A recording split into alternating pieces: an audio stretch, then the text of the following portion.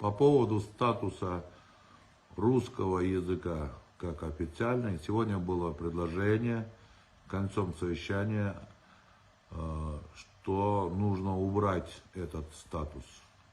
Я думаю, что это недальновидное предложение, потому что многие СМИ уже позвонили мне и спросили мое мнение. Мое мнение таково, что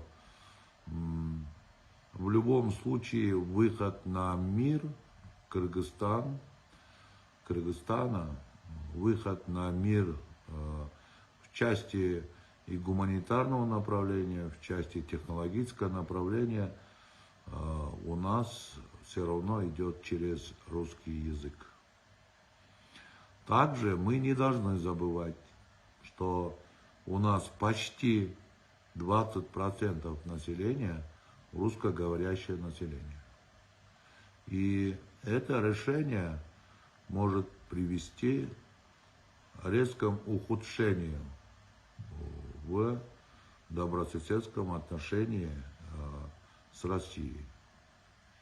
Также это приведет как бы урезание прав русскоговорящего населения Кыргызстана. В общем, это обычный ура-патриотизм не подходит.